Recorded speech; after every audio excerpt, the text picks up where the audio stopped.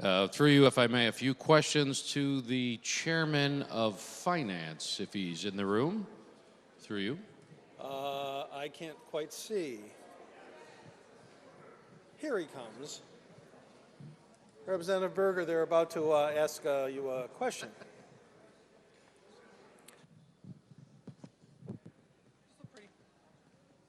It's hard not to. Come on. Representative Shaban, proceed. Thank you, Mr. Chairman, and I thank the gentleman. I wanted to make sure he was here, so thank you.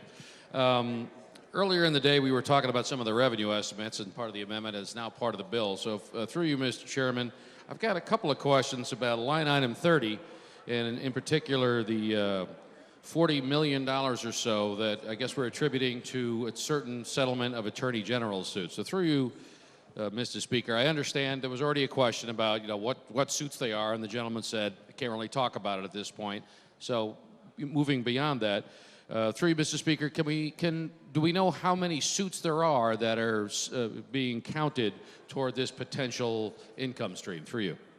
Representative Berger, do you care to respond? Yes, thank you, Mr. Speaker. Through you, I believe I'm of the understanding that there were several, and obviously that could be a number anywhere from 1 to 5. Representative Shaban. All right, thank you, Mr. Speaker. So between 1 and 5 suits. Through you, Mr. Speaker, do we know what kind of suits these, we'll use the number 5, what these potentially 5 suits are? Are they civil? Are they criminal? Are they combination? Are they, I mean, what kind of suits are they? Through you. Representative Berger.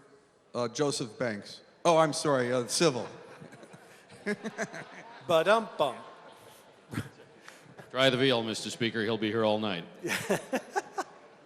Representative Shaban. Through you, Mr. Speaker, they're civil suits.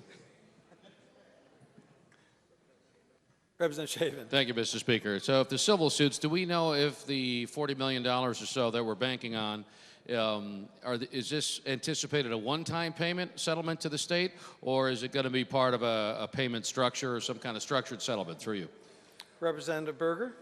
Yes, through you, Mr. Speaker. It's my understanding there is the potential of a one-time revenue flow on this. Potentially, though, it could be over time period. I'm not privy to that discussion.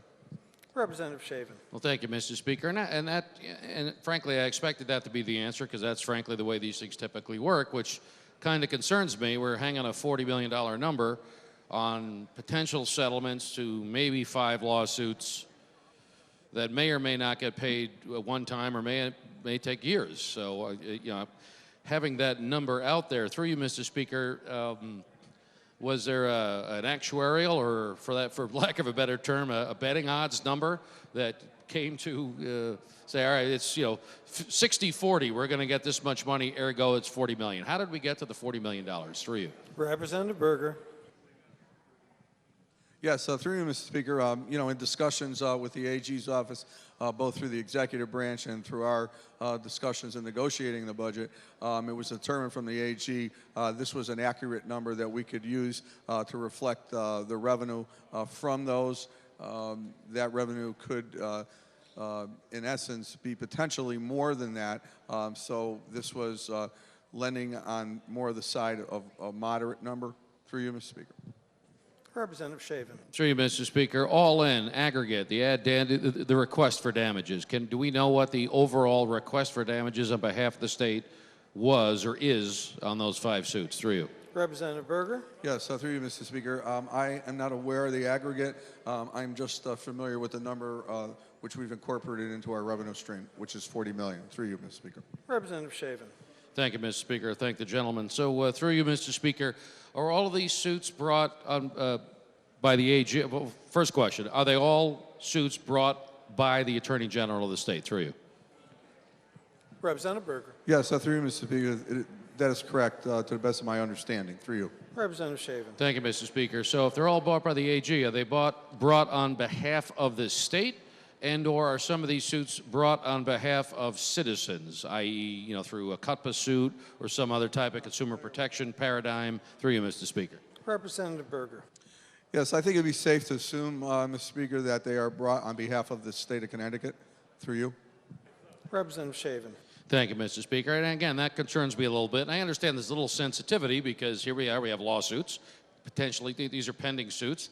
But the assumption is, that we can recover the numbers we're talking about. The assumption is that they're brought on behalf of the state, but we're not really sure. So I'm a little bit concerned about that. Through you, Mr. Speaker, are any of these suits subject to an appeal at this point? Through you. Representative Berger. Not to my understanding. Representative Shaban. Well, thank you, Mr. Speaker. And through you, are any of these potential settlements, the 1 to potentially 5 suits that should yield $40 billion, are any of them under contract that now need to be approved by the Attorney General or the acceptance through the state, or are they still? I mean, has any of this been papered? Is a simpler question. Through you, Mr. Speaker. Representative Berger. I didn't catch the last. Have any of them been? I didn't catch Representative Shaban's last word there. Representative Shaban. Thank you, Mr. Speaker. Yeah, I'll repeat the question. And what I'm trying to figure out are these settlements or these potential settlements, are any of them, have they been papered yet? I.e., it's a lawyer way of saying, has there been a settlement agreement reached and potentially the only thing we're waiting for is approval by the AG, the appropriate agency, something like that? Are there any settlement agreements that outline or support any portion of this $40 million? Through you. Representative Berger. Yes, thank you, Mr. Speaker. In discussion with AG's office, it's the likelihood that they will be papered within the year, as far as our understanding. Through you.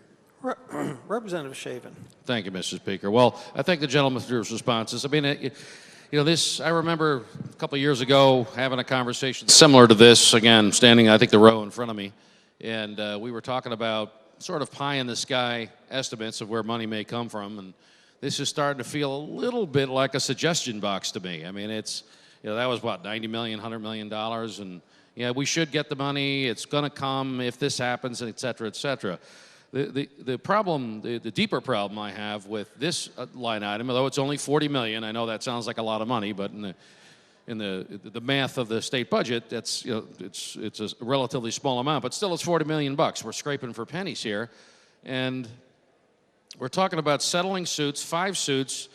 The defendants in those suits know who they are. The defendants in those suits now know what the state needs to get in order to match its budget projections.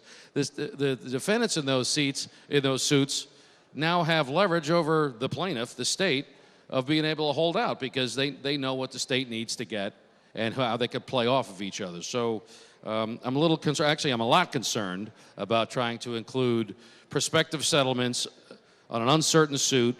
We don't even know what the suits are that haven't been papered when we're basically tipping our hands. So I thank the gentleman for his responses.